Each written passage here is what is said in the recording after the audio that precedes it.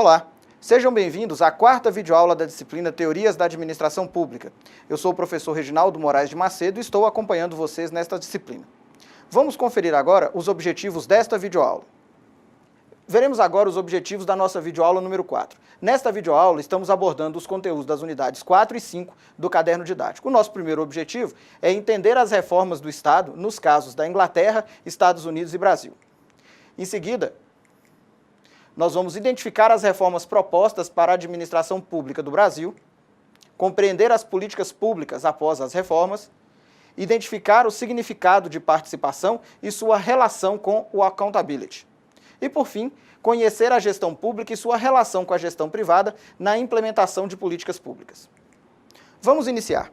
Na primeira parte desta videoaula, abordaremos a reforma administrativa do Estado sob 3 enfoques: o americano, o inglês e o brasileiro. Nosso foco está na compreensão do desenvolvimento do que se convencionou chamar modelo gerencial ou gerencialismo. Devemos observar que o gerencialismo passou por 3 momentos específicos, quais sejam o gerencialismo puro, o consumerismo e a orientação para o serviço público. Vamos iniciar pelo gerencialismo puro e, para isso, vamos comparar o processo da reforma administrativa em 3 países: Estados Unidos, Inglaterra e Brasil. Vejamos no slide. O gerencialismo puro tinha por objetivo resolver a questão financeira dos estados e foi implantado tanto nos Estados Unidos quanto na Inglaterra. Trata-se da preocupação focada com a diminuição dos gastos e o aumento da eficiência da gestão, tendo como eixo principal a questão da produtividade. Conforme podemos ver, já discutimos em nossa terceira videoaula a importância do foco na eficácia, na efetividade e na eficiência. E quando falamos de eficiência, estamos muito preocupados, como esses autores também estão demonstrando para nós, os países, Estados Unidos e principalmente a Inglaterra, estavam muito preocupados em melhorar a eficiência, a produtividade da gestão pública burocrática weberiana. Então, nesse momento, eles trazem para o sistema de gestão burocrático weberiano as técnicas, as ferramentas, uma visão mais focada na gestão privada. Vejamos agora algumas informações sobre o caso americano. No sistema político e econômico americano, nós temos uma economia não regulada, ou seja, uma economia em que as normas de mercado, a interação entre os diversos participantes do mercado, compradores, fornecedores, todos os participantes, é regulada pelas leis de oferta e procura. Uma outra característica do caso americano é a diversidade de legislações estaduais, muito diferente do que acontece no Brasil, em que nós temos uma Constituição federal e as constituições estaduais, elas resolvem pequenos conflitos dentro dos seus próprios estados. No caso dos Estados Unidos, é muito comum que as constituições elas tenham uma autonomia muito maior, então existe um federalismo numa escala muito maior do que acontece no caso do Brasil. Um outro fator é o foco nas dinâmicas de mercado, conforme já dissemos, a presença do Estado na economia é limitada e esse Estado, inclusive, não tem muita capacidade de regulação. Ao contrário do que acontece na Europa, por exemplo, a concepção de estado de bem-estar social e a preocupação com a causa pública são conceitos pouco praticados. Então, é uma questão bastante específica do sistema americano, político e econômico, essa diferenciação em que praticamente toda a construção econômica está na mão dos particulares. Também é interessante nós observarmos que no momento dessa alteração, dessa reforma administrativa, dessa reforma gerencial do Estado, havia um processo de recessão econômica que veio se agravando a partir da crise do petróleo, as 2 crises em 1973 e 1978, e essas 2 crises, juntamente com a recessão econômica, tiveram impactos muito fortes na gestão governamental. E, para finalizar, dizer que o governo Reagan foi o governo que praticamente desenvolveu essa teoria de que você precisaria aplicar ao sistema público weberiano, ao sistema burocrático weberiano, o máximo de técnicas, métodos, ferramentas, tecnologias da gestão particular, da gestão privada. Vamos fazer agora alguns comentários sobre o caso americano.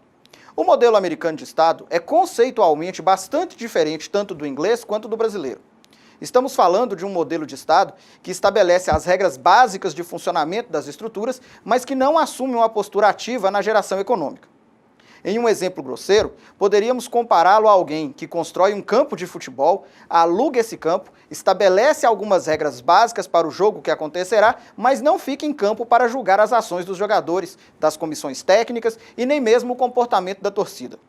Na verdade, esse alguém vai para casa assistir o jogo pela televisão de 100 polegadas.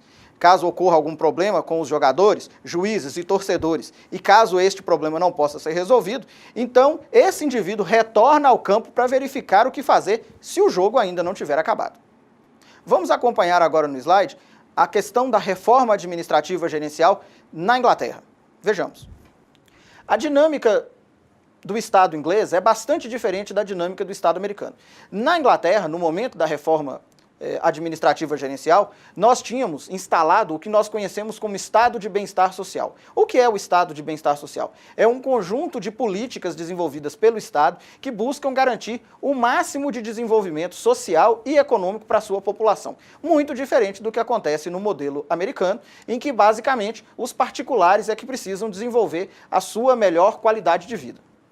Temos também uma questão relacionada à transição demográfica. A transição demográfica ela está relacionada à mudança dos padrões de vida da população. Nós temos uma diminuição das taxas de natalidade e um crescimento da longevidade das pessoas. Então isso, evidentemente, gera todo um peso sobre o sistema previdenciário e, havendo menos pessoas trabalhando, você tem menos entrada de recurso no sistema econômico e acaba que você, com as pessoas vivendo mais, tem um aumento do processo de acompanhamento dessas pessoas ao longo da vida.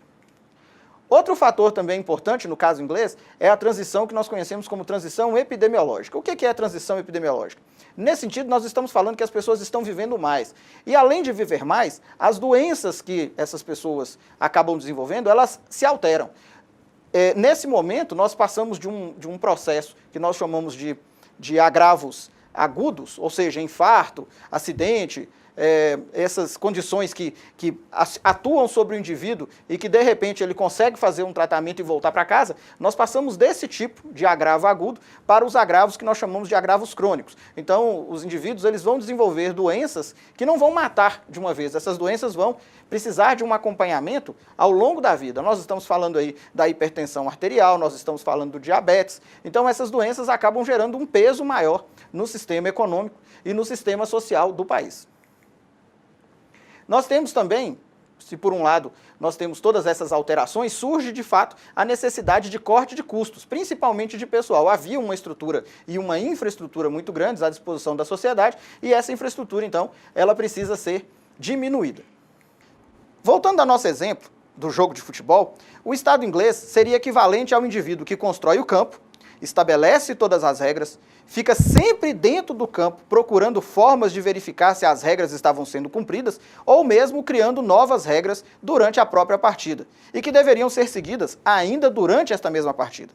No caso inglês, a contraposição se dava entre o modelo gerencial privado e a velha burocracia estatal, ineficaz e ineficiente no que se refere aos objetivos de melhoria das condições de vida da população. As principais técnicas, metodologias e ferramentas adotadas durante a implantação da visão gerencialista foram a avaliação de desempenho, a definição de orçamentos baseados em técnicas de gestão privada, a descentralização administrativa, inclusive com redução da máquina administrativa e transferências de responsabilidades. As principais técnicas, metodologias e ferramentas adotadas durante a implantação da visão gerencialista inglesa foram a avaliação de desempenho, definição de orçamentos baseados em técnicas de gestão privada, a descentralização administrativa, inclusive com redução da máquina administrativa e transferência de responsabilidades para a iniciativa privada. Também foi bastante realizada a adoção de métodos e técnicas de gestão e planejamento estratégicos. Agora, no slide, vamos acompanhar a reforma administrativa gerencialista no caso brasileiro. A reforma administrativa brasileira começa em meados dos anos 90, num momento pós-democratização. Estávamos saindo do período da ditadura militar, que se estendeu de 1964 até 1985, e após o mandato do presidente José Sarney, nós começamos essa discussão no mandato do presidente Fernando Henrique Cardoso, a respeito da gestão, de como ela poderia ser melhorada no caso do Estado brasileiro. Nós temos aí também um comentário interessante a respeito dos anos 80, foram conhecidos como década perdida. Foi um período bastante complicado em termos econômicos e sociais, com um processo inflacionário bastante alto, chegando inclusive no final dos anos 80 e início dos anos 90, antes do Plano Real, ao que nós chamamos como processo hiperinflacionário. Nós temos também, um pouco antes desse processo da reforma gerencialista brasileira, o impeachment do primeiro presidente eleito democraticamente pós-ditadura, Fernando Collor de Mello, eleito no início dos anos 90, cujo mandato durou pouco menos de 2 anos e sofreu o primeiro processo de impeachment e foi destituído das suas funções, sendo substituído pelo seu vice, Itamar Franco. O Itamar Franco, cujo ministro da Fazenda era Fernando Henrique Cardoso, iniciou a implantação do Plano Real. Em seguida, a partir de 1995, Fernando Henrique assume como presidente e, a partir desse momento, começa a reforma gerencialista brasileira. Como eu já disse também, nós temos aí, é interessante frisar, esse contexto econômico de hiperinflação, até poucos anos antes, foi uma das grandes vitórias do processo, do mandato do presidente Fernando Henrique Cardoso e do Itamar, antes dele, estabilizar a economia que sofria realmente com taxas inflacionárias bastante expressivas. Também, como já dissemos, nesses anos iniciais, pré-reforma administrativa gerencialista, nós temos aí esse plano de estabilização econômica chamado Plano Real. Havia também uma necessidade de incentivar o desenvolvimento econômico com menos participação do Estado. Era uma intenção desse mandato do presidente Fernando Henrique Cardoso, um alinhamento às políticas neoliberais. Só que foi um alinhamento um pouco diferente dos alinhamentos mais convencionais. Foi um alinhamento ao neoliberalismo, mas um alinhamento com a implantação, como nós já vimos na segunda videoaula, das agências reguladoras que tinham a capacidade de realizar as intervenções e evitar que diversos agentes econômicos atuassem de forma muito expressiva em relação aos consumidores. Também nós temos aí a influência do modelo da nova gestão pública. O Brasil foi o primeiro país em desenvolvimento, conforme, inclusive, um relato de Luiz Carlos Bresser Pereira, o grande fundador e o grande incentivador, o grande gestor da reforma gerencialista brasileira. A nossa reforma gerencial, no início, em meados dos anos 90, ela realmente tinha a influência do modelo implantado na Inglaterra. Continuando com o nosso exemplo do jogo de futebol, poderíamos dizer que o Estado brasileiro seria o indivíduo que gostaria de construir o estádio, mas não tinha condições de fazê-lo por completo, e para isso precisava se endividar. Assim, estabeleceu regras não muito claras quanto ao jogo, à atuação dos juízes e ao comportamento da torcida. Então, relações entre jogadores e juízes, jogadores e torcida e juízes, que eram teoricamente proibidas, continuaram ocorrendo de forma oculta. O construtor do estádio permanece continuamente dentro do campo e os custos de aluguel, assim como todas as regras, costumam mudar com bastante frequência. O jogo, cheio de interrupções, não permite fazer qualquer tipo de prognóstico do que pode acontecer. No caso do Brasil, a reforma gerencial de 1995, capitaneada, como já dissemos, pelo ex-ministro Luiz Carlos Bresser Pereira, figura principal do gerencialismo brasileiro, buscava profissionalizar a gestão, melhorar os indicadores de eficiência e reduzir ou eliminar as influências patrimonialistas, ao mesmo tempo que pretendia construir um sistema burocrático que funcionasse de maneira mais eficiente. Por fim, convém destacarmos que a reforma administrativa de 1995 estava fundamentada em 3 dimensões, conforme veremos no próximo slide. A primeira dimensão da reforma gerencialista brasileira é a dimensão institucional legal. Nela constavam ações relacionadas à descentralização administrativa e o desenvolvimento de novas formas de gerenciamento. Aí, inclusive, ressaltando o que já dissemos a respeito da criação e do funcionamento das agências reguladoras e das agências executivas. A outra dimensão é a dimensão da gestão, focada na administração por resultados, também na competição administrada por excelência e no controle social. A última dimensão é a dimensão cultural, que buscava estabelecer um fortalecimento da visão de que a burocracia é necessária e que pode contribuir com o desenvolvimento do país e atendimento às necessidades da sociedade. Então nós podemos ver, inclusive nas palavras do próprio Luiz Carlos Bresser Pereira, que, diferente do que muito se imagina, a reforma gerencialista brasileira não foi uma reforma gerencialista totalmente direcionada pelo ideário neoliberal. havia um componente também de limitação da atuação dos atores neoliberais. Isso a gente pode ver analisando essas dimensões. Primeiro, que não houve uma negação explícita e específica da burocracia. Ela continuou sendo considerada importante, ela só precisava ser melhorada. Em relação à gestão, nós temos a implantação de melhores métodos e de melhores condutas de atuação, tanto dos gestores, aqueles que definiam as políticas públicas, quanto daqueles que executavam as políticas públicas por meio da administração. No primeiro item, que é a mudança institucional legal, nós vemos uma mudança e, ao mesmo tempo que essa mudança de orientação ela acontece também pela implantação das agências reguladoras, ou seja, é dado ao mercado um certo uma certa atuação, né, preferencial, mas ela é uma atuação que está sob um certo nível de vigilância do próprio Estado por meio das agências reguladoras. No que se refere ao contexto da reforma administrativa brasileira, é interessante ressaltar que, em relação ao Brasil, não é possível dizer que os modelos de gestão patrimonialista e burocrático foram substituídos totalmente pelo modelo gerencialista. Na verdade, o sistema de gestão da administração pública brasileira é um híbrido que envolve os três modelos: o patrimonialista, o burocrático e o gerencialista. Prova de que o patrimonialismo ainda não foi eliminado da cultura gerencial pública brasileira são os constantes relatos de escândalos por corrupção em todos os níveis de gestão, federal, estadual e municipal. Se tivéssemos conseguido mudar o perfil patrimonialista e clientelista de nossa gestão, certamente haveria menos problemas com corrupção de agentes públicos e menos interações perniciosas entre a gestão pública e a gestão privada. Também não conseguimos superar as dificuldades e disfunções do sistema burocrático tradicional. Em função de um sistema estrutural e hierárquico ao extremo, fundamentado em um excessivo conjunto de regras, que na maioria das vezes, ao invés de garantir a eficiência, apenas atrasa a execução dos programas e a realização das intervenções necessárias para a melhoria das condições de vida da população. Em comum, os três casos que analisamos trazem a busca pelo modelo gerencial de gestão em substituição ao modelo burocrático padrão. Nesta nova concepção, conhecida como modelo gerencial puro, ou gerencialismo puro, o Estado deve buscar adotar métodos, técnicas, tecnologias, ferramentas e modelos da gestão privada, sempre com foco na melhoria dos indicadores de eficiência e produtividade, sendo privilegiados programas e intervenções que garantam um alcance mais otimizado dos resultados. O modelo gerencial apresentava um discurso basicamente de redução do Estado e da minimização de sua influência nas relações sociais e no processo de formulação, implementação e avaliação das políticas públicas.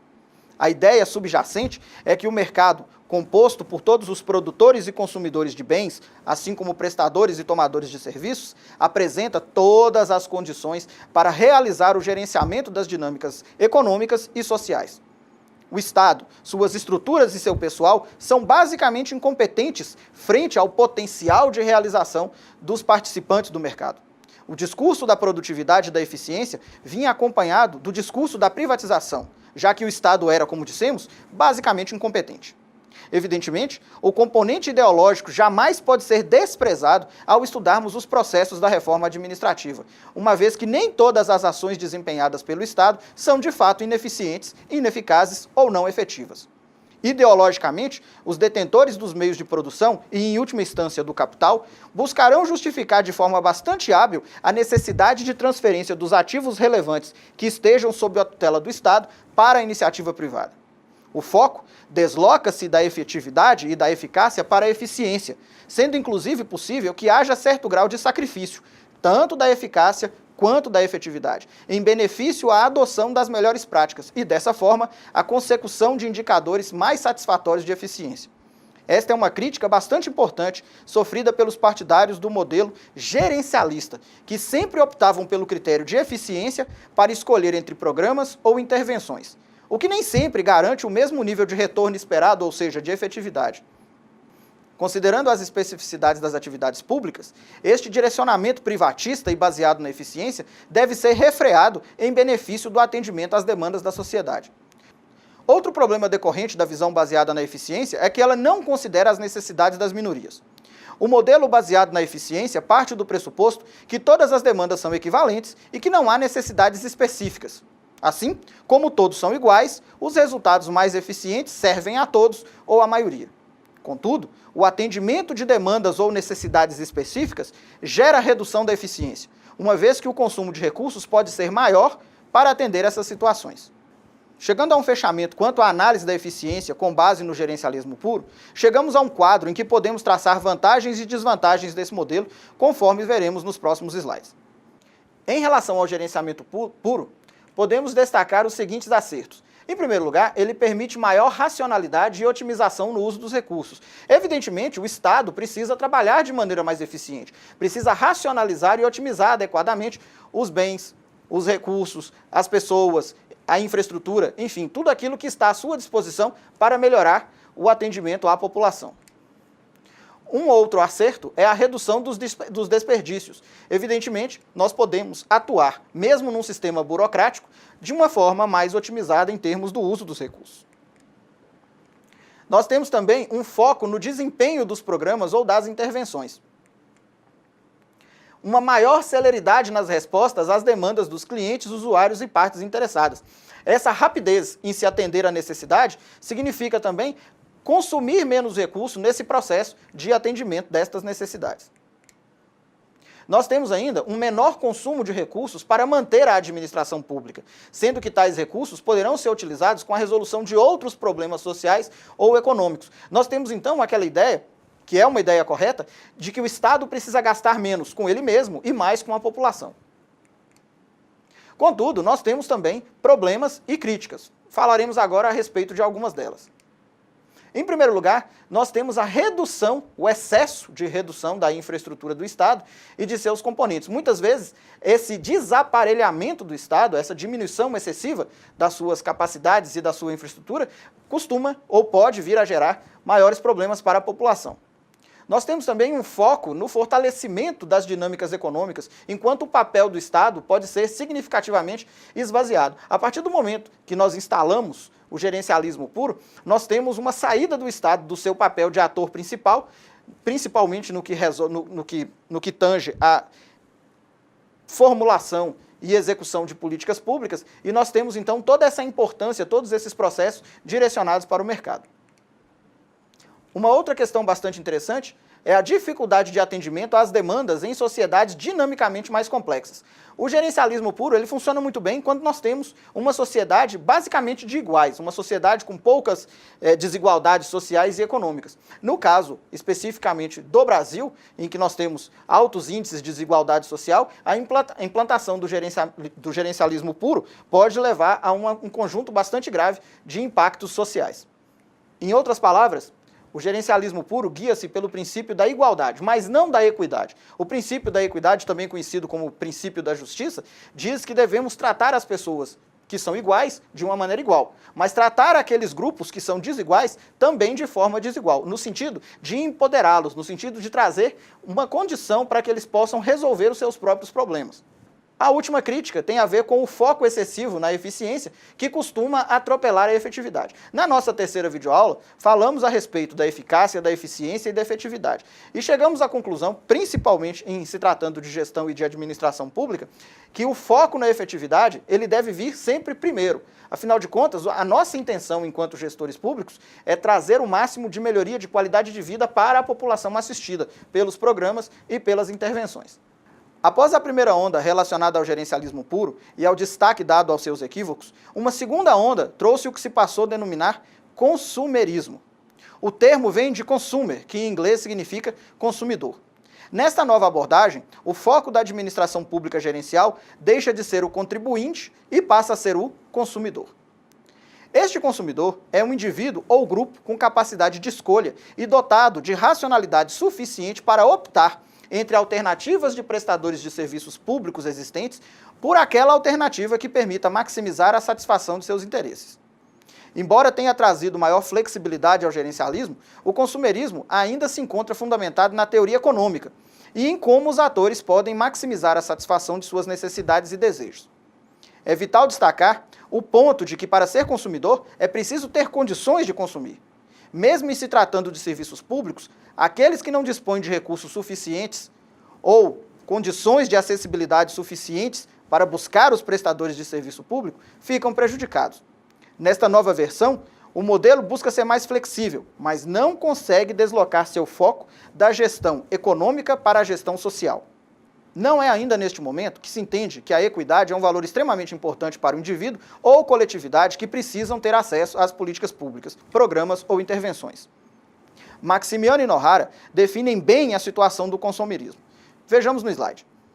Segundo esses autores, o consumerismo ele se caracteriza por uma imposição arbitrária e indiscriminada de redução de custos, que pode afetar a qualidade dos serviços, o que poderia prejudicar o objetivo de aumento da produtividade. Logo, o gerencialismo puro teria se focado exclusivamente na eficiência, sem ponderar a efetividade da prestação de serviço. Desta forma, o consumerismo pleiteia que se acompanhe a reação da sociedade diante das ações do Estado, sendo tais ações estimuladas pela maior contratualização. Trata-se do enfoque da satisfação do público, visto como consumidor dos serviços prestados. Nesse sentido, vem em atenção ao que já dissemos. Nesse momento do consumerismo, nós buscamos, ou os gerencialistas, buscam dar um foco maior àquele indivíduo que tem condição de escolher pelos serviços. Ele é considerado um ator e não pura e simplesmente um cliente. Ele tem condição de optar nesse contexto entre um prestador de serviço público e outro prestador de serviço público. De toda forma, existem as limitações, conforme já dissemos também.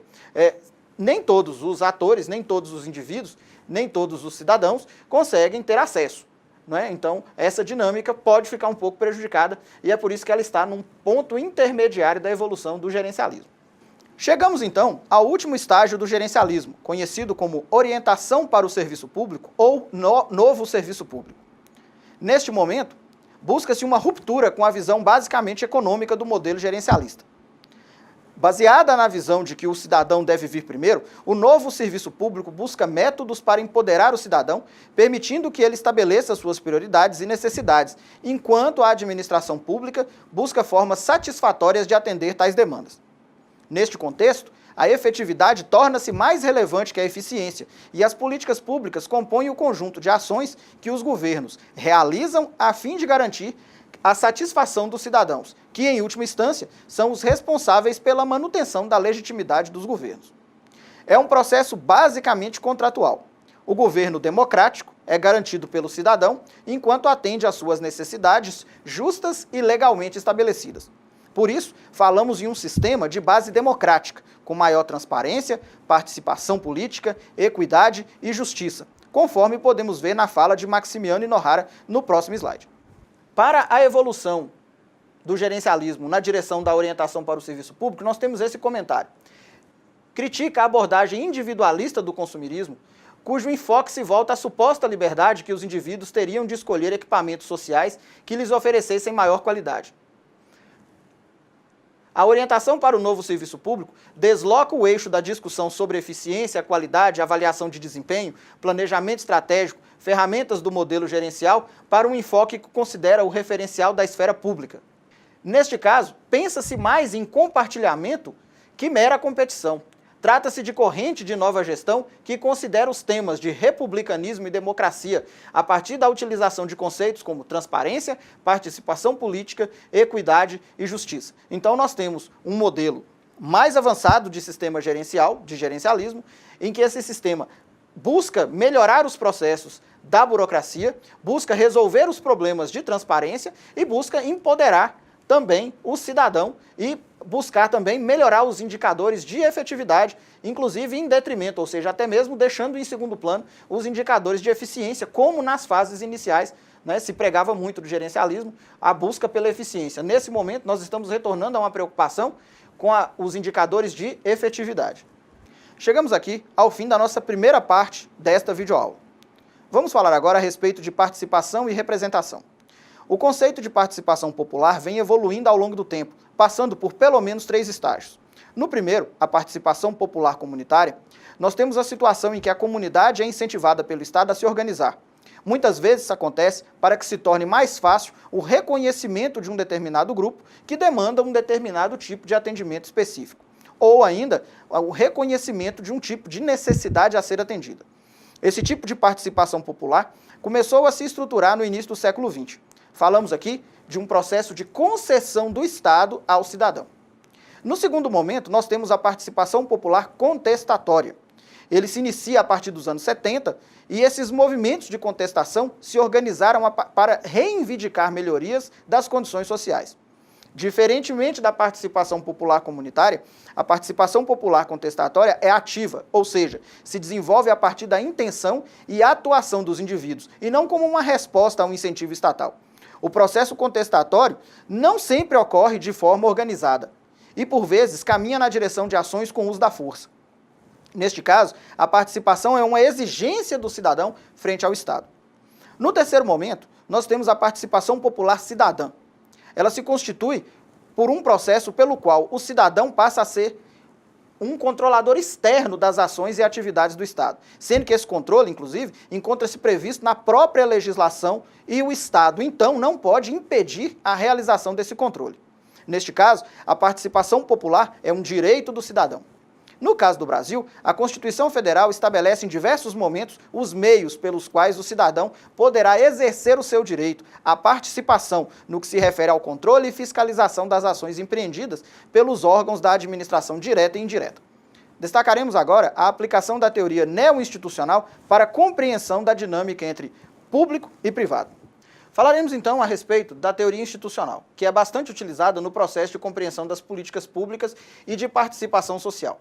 O que diferencia o institucionalismo dos demais paradigmas intelectuais é a necessidade de levar em conta, a fim de se compreender a ação dos indivíduos e suas manifestações coletivas, as mediações entre essas estruturas sociais e os comportamentos individuais. Essas mediações podem ser entendidas em sentido amplo como as instituições. Cabe aqui um pouco uma discussão a respeito do que são instituições. As instituições, então, são espaços em que os diversos atores, o mercado, formado pelos detentores de capital, os próprios colaboradores, os empregados, os consumidores, todos eles, o próprio Estado, as diversas parcelas, os diversos grupos de mediação da sociedade, eles se encontram nessas instituições e a atuação deles, defendendo seus pontos de vista, é que definem as novas estruturas e os novos processos que acontecerão durante a execução das políticas públicas. É interessante também falarmos um pouco sobre a diferenciação entre institucionalismo e neo-institucionalismo. O institucionalismo tradicional, muito presente até os anos 50, ele se fundamentava em base normativa e focava a análise e avaliação das estruturas legais, administrativas ou políticas. Ou seja, quando falamos de institucionalismo tradicional, estamos falando de um processo muito próximo do processo da gestão burocrática.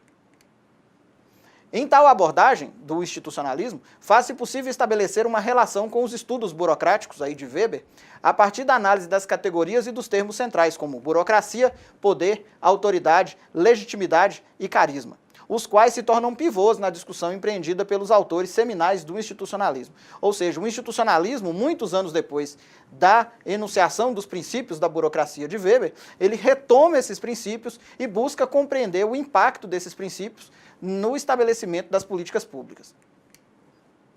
Ainda falando sobre agora já falando sobre o neo-institucionalismo, vamos ver aqui que, por sua vez, ele é construído a partir da ampliação do conceito de instituição, ao compreendê-la como dinâmica e capaz de influenciar e transformar, ou seja, de dar uma nova forma aos comportamentos e, ao mesmo tempo, ser alterada nesse processo. Quando falamos, então, de neo-institucionalismo, estamos falando que as instituições, diferente do que se pensava no institucionalismo tradicional, elas permitem uma alteração da realidade e, ao mesmo tempo que essa realidade é alterada, ela vai se alterando também. Esse processo é um processo socialmente construído. Então, é muito comum a aplicação das teorias institucional e neo-institucional à análise de políticas públicas. Como vimos, a teoria institucional é bastante utilizada na geração, na compreensão e no entendimento do que são políticas públicas e dos seus processos de formação. Basicamente, nós temos três processos de utilização, ou três vertentes da teoria neo-institucional. A teoria neo-institucional histórica, a teoria neo-institucional da escolha racional e a teoria neo-institucional sociológica. Vejamos esses três tipos e suas diferenciações nos próximos slides. Quando falamos do neo-institucionalismo histórico, nós temos que ver aqui uma questão interessante. Esta foi a primeira versão do neo-institucionalismo a ser aplicada na ciência política. Observe que não é nem uma teoria, nem um método específico, mas uma abordagem para o estudo das políticas públicas.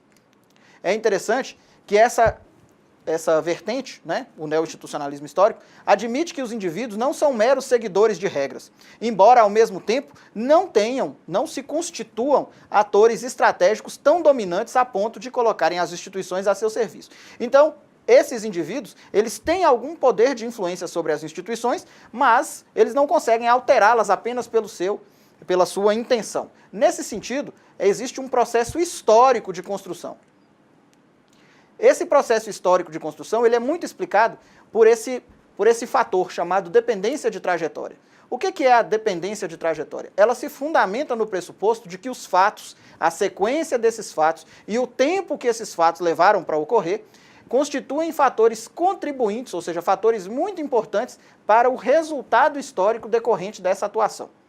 Embora essa trajetória possa ser alterada a posteriori, ou seja, posteriormente, isso somente ocorre por meio do emprego de considerável esforço, dada a sedimentação da trajetória, ou seja, do percurso escolhido quando da formulação da política pública, o qual se torna fator que constrange a própria trajetória.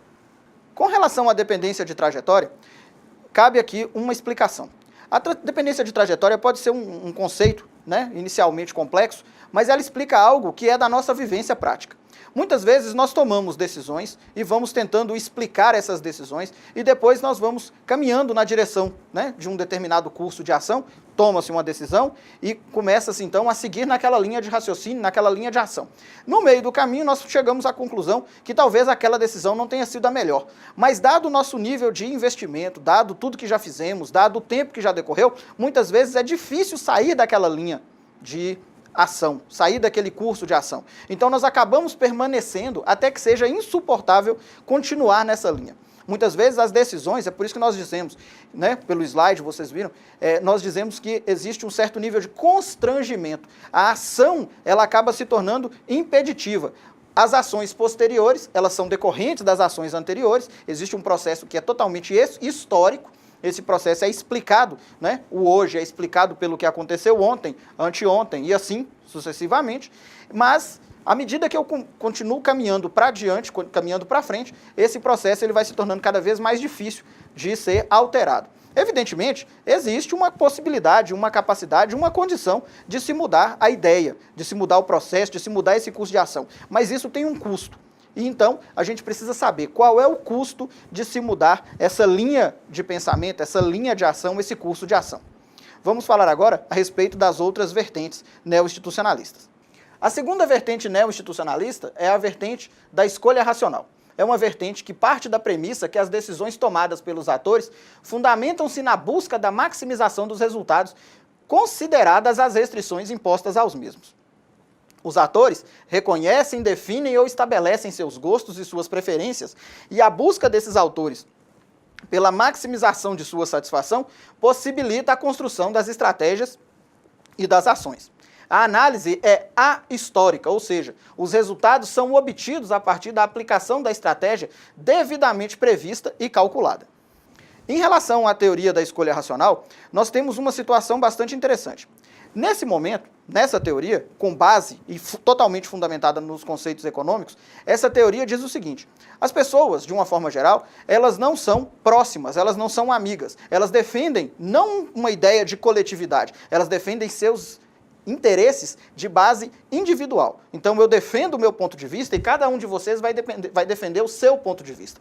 Quando os nossos pontos de vista, os nossos objetivos, as nossas necessidades estão direcionadas na mesma condição, né, nós estamos todos caminhando na mesma direção, então nós vamos formar uma coalizão. Não significa que somos amigos, significa que temos interesses que compartilham necessidades em comum. Então, enquanto essa necessidade não for atendida, enquanto for conveniente para cada um de nós, nós vamos manter então essa coalizão.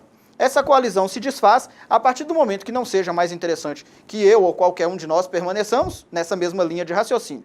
Então, nesse sentido, é uma teoria que trata que o coletivo é a construção de individuais, mas não é uma construção orgânica, é uma construção de base de satisfação econômica. Então, é uma teoria interessante, de base econômica, mas que, diferentemente da teoria histórica, neo-institucionalismo histórico, ele entende que o hoje é produto desta realidade e não produto construído ao longo do tempo.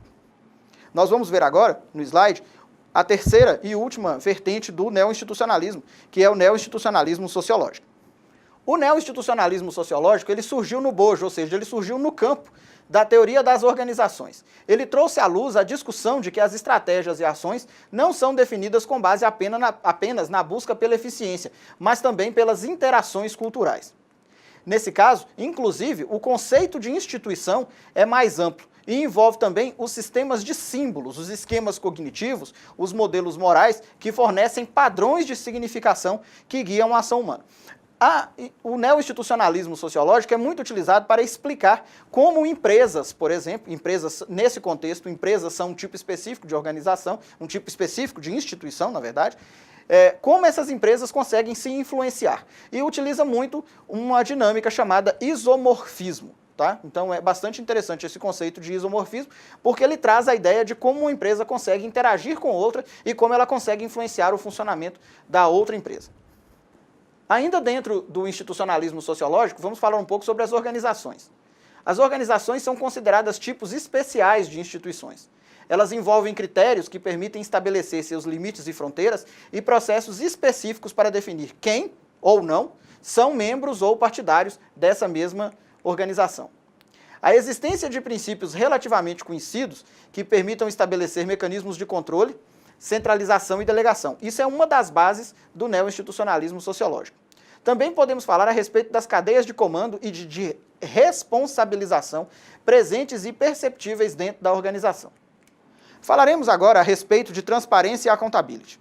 Entende-se como accountability o conjunto de fatores que influenciam os gestores a atuarem de forma ética e transparente na gestão da coisa pública.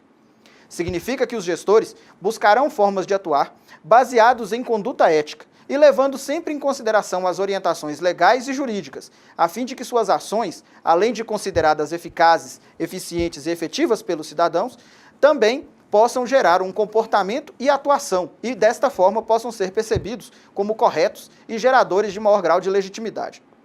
Como dissemos antes, a legitimidade no novo serviço público é derivada do contínuo processo de fortalecimento da relação entre o cidadão e o agente público.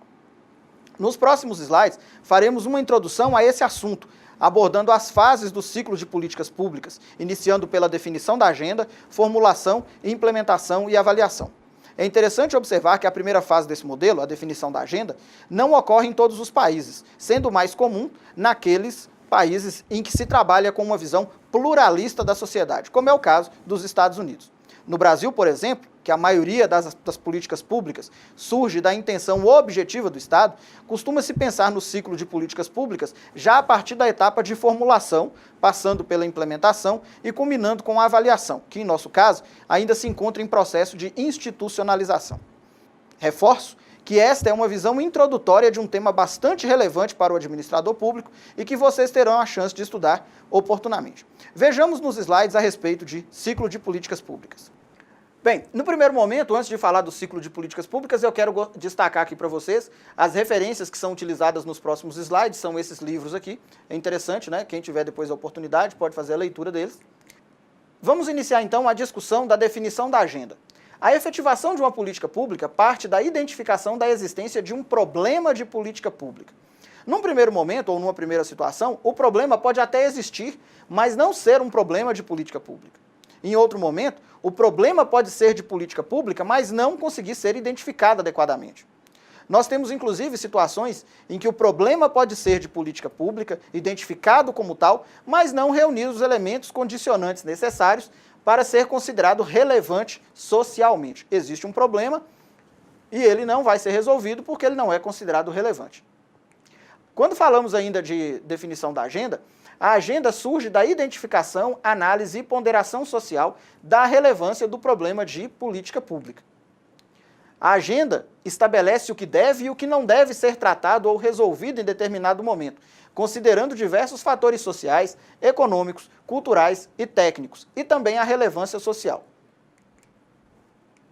O processo, então, de definição da agenda, ele surge no sistema pluralista americano em função de suas especificidades. Mas quando falamos de definição da agenda, estamos dizendo o que precisa ser resolvido, o que a sociedade entende que deve ser resolvido e que é importante o suficiente para que o Estado se importe em encontrar uma solução para esse problema. A próxima etapa é a etapa da formulação. Nesse caso, os problemas, propostas e demandas, né, já definidos em nível lá da agenda, eles são transformados em programas governamentais. Ocorre aqui a definição dos objetivos da política pública sob um aspecto que permita o estabelecimento de diversos cursos de ação a fim de que o problema seja resolvido. Ou seja, uma vez que o problema é importante o suficiente para ser resolvido, agora como é que podemos fazer para resolvê-lo? Que estratégias, que processos, como de fato essa política pública atacará esse problema que precisa ser resolvido?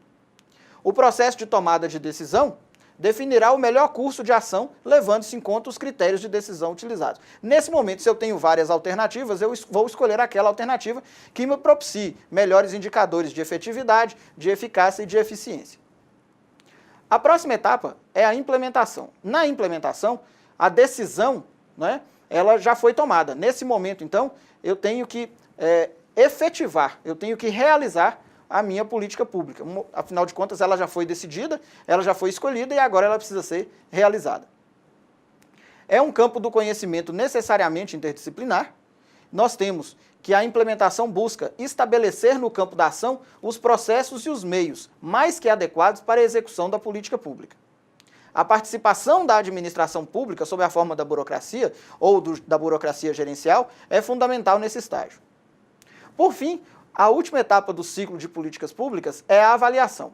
A avaliação permite que os objetivos estabelecidos sejam confrontados com os resultados obtidos a fim de se identificar. Os gaps, o que são gaps? São distorções entre o que eu deveria ter feito e o que de fato eu obtive. Nós temos vários exemplos desse tipo de análise na nossa terceira videoaula. Nós temos também a avaliação do nível de consecução dos objetivos. Quando falamos de nível de consecução de objetivos, estamos nos referindo à eficácia. O nível de otimização na utilização dos recursos, também conhecido como eficiência. E nós temos o nível de satisfação dos envolvidos no processo de políticas públicas em relação às demandas e expectativas, que basicamente pode ser entendido como análise do nível de efetividade da política pública. Por fim, nós temos ainda o processo de avaliação sendo utilizado como um fator gerador de contribuições para a retroalimentação dos estágios prévios, ou seja, eu posso utilizar e devo utilizar a avaliação para melhorar o processo de definição da agenda, para melhorar o processo de formulação e o processo de implementação da política pública. Chegamos então ao fim da nossa videoaula e também da disciplina de Teorias da Administração Pública. Considerando tudo o que vimos, acredito que seja necessário destacar a importância dos conceitos de Estado, governo, sociedade, eficácia, eficiência e efetividade, bem como as teorias da administração pública, que são o patrimonialismo, a burocracia e o gerencialismo em seus 3 estágios, o gerencialismo puro, o consumerismo e o novo serviço público. Também é importante relembrar que o modelo de gestão brasileiro é o resultado da atuação ainda destas 3 vertentes da gestão pública, o patrimonialismo, a burocracia e o gerencialismo.